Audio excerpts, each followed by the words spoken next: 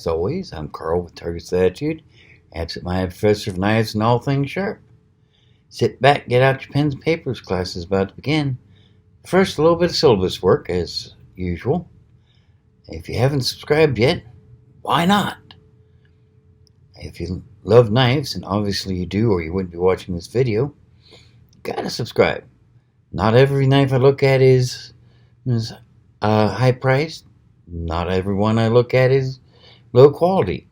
I try to run the gamut from reasonable priced, reasonable choices for EDC all the way up to the ones that are going to keep you happy with knife collecting in general, and possibly a hand on down to your kids. Subscribing is simple. You just hit that little button right down there. After you hit that, you go ahead and click on the bell. You get notified every time I put up a new video. Makes it easy to keep up with homework now, doesn't it? Not that side much, mind you. But on with class today. Today we're looking at another new for 2019 knife. Well, kind of new. It's a remake of a semi-classic from Kershaw. It's the Reverb XL. Now, the original Reverb came out in 2017. It was designed for backpacking, hiking, camping, things where you wanted a knife that wasn't too small but not really bulky, that also wouldn't weigh you down. The XL is still fairly lightweight. I mean, this thing is, shipping weight on it is only 0.18 pounds. I mean, that's less than a fifth of a pound. It's amazingly light. That's what, about 2.5 ounces, 3 ounces, somewhere in there. About 2.5 ounces. Unlike the original Reverb, it's got an upswept blade. The original Reverb had more of a Warnicke style blade. It also did have a decent belly. It's somewhat larger. This one has a full 3¼ inch long blade, whereas the original one was only 2 3/4. So, yeah, you got a good ½ inch more blade on there than the original. Like the original, it does have G10 scales with carbon fiber overlay on one side, titanium nitride coated steel back. It is a frame lock, not a liner lock. No thumb studs, no flipper. But it's got a nice little cut in the blade. Sorry, let me change that so you can see it. And it's enough for your thumb to get into, so you can open it one-handed fairly nicely. Only thing I'm not sure about is sometimes opening it that way, I have to make sure it's locked. Other thing I'm not sure I like is that if you look on the frame lock, there's this little piece right here. So sometimes when you're trying to close it, your thumb's hitting that piece instead of the lock, and it's not closing as nicely as you could like. It's got sort of a carabiner type hook here, which is nice. You can hook it onto your backpack or belt or anything like that. And it does have a pocket clip. Now, they say that this pocket clip is right-hand carry tip up only, but if you look, it hooks over the inside edge there, and I'm thinking that if you show just a little bit of ingenuity, you could possibly flip it over to left-hand carry, even though Kershaw says it's not designed for that. I'm not about to try that, but it'd be worth an experiment if you're a lefty. No jimping on the back of the blade, but that's okay. It's still fairly comfortable. Grip is okay.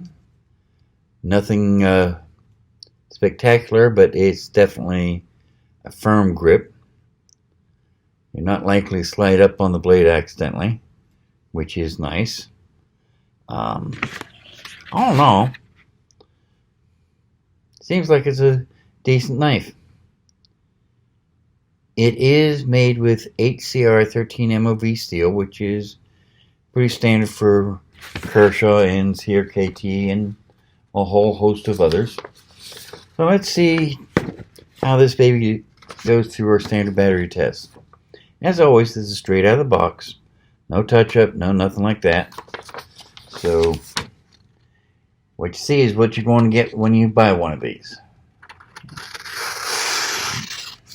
As far as paper goes, handling that fairly nicely. Not bad at all. Can't complain yet. Cardboard. This piece is starting to get a little whittled on, but okay. Straight through. Cuts nicely. Yeah, that'll open up any standard cardboard box I've ever run across. And as you can see, it is standard corrugated cardboard. Maybe not the heaviest, but definitely not the lightest either. Let's see here. Hang packaging test. Standard soda bottle. As always, let's see how it does with this. Tip goes in nicely. Yeah, it's cutting pretty nicely. Whereas a standard EDC choice, that's doing well so far. See your paracord. Here we go. Here we go. Yes, kittens, Dave's playing with cords again. Oh, standard little loop. Handles the standard loop fairly nicely. Smaller loop, still shouldn't be any problem.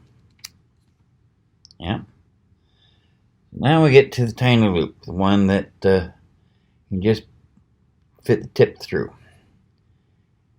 And you can get a fair amount of tip through on this one because of how the blade is made. 1, 2. So far, it's doing well. It's definitely doing well. Let's see here. Get that out of the way. Get that out of the way. Leather. After all, you may have to cut some leather laces or something while you're out there in the field. So let's see how it does. Well, tough getting started, but once it's started,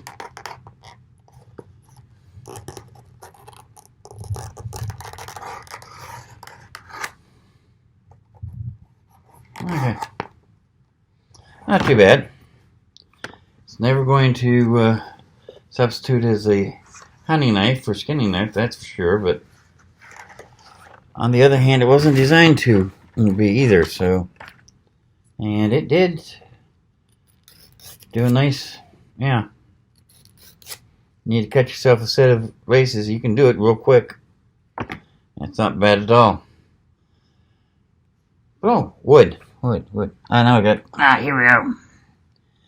Standard piece of scrap wood from my workshop. And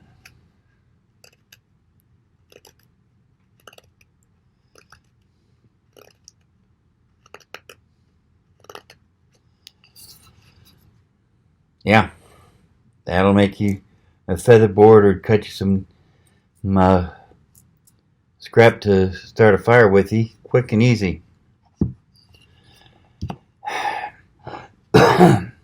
Still not fond of this bit, but people have been wanting it, so we'll go ahead and do it. Just see how it does at batoning.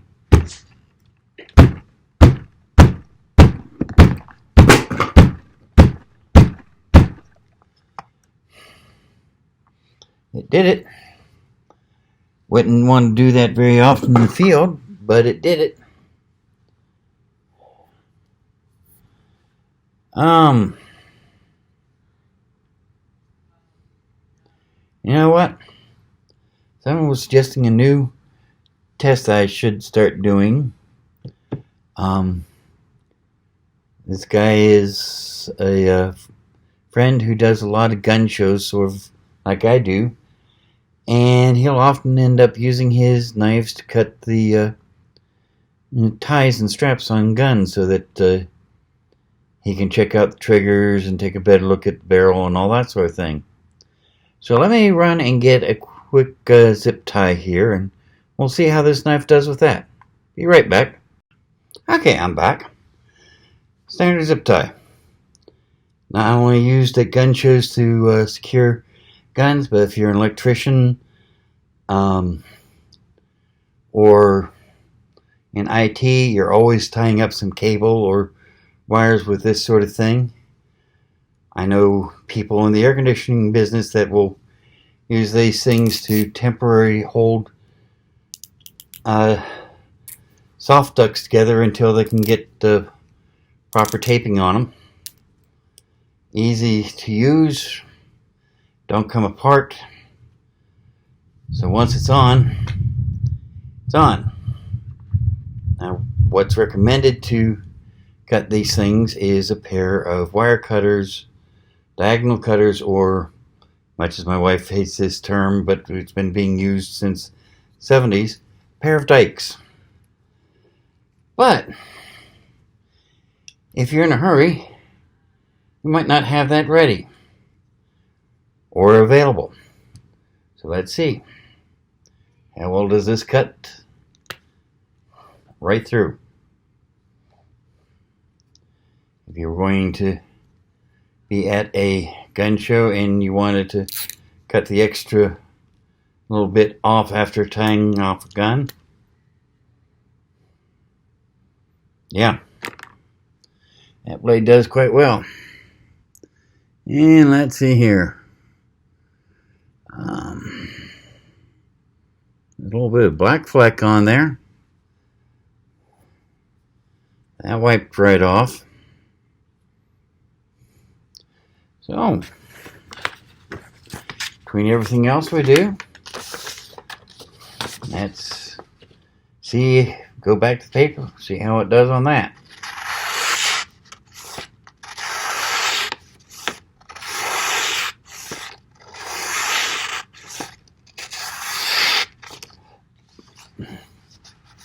Yeah, that worked quite well. As one person once said, like a gull cutting through the sky. So, all in all, I'm much more impressed after a test than I expected to be with this knife. I mean, with any Kershaw, I expect to have at least a decent knife for the money. And I still think that I could do a little bit more with that lock. But it's secure enough, the blade's not going anywhere. Went through our standard barrier test beautifully.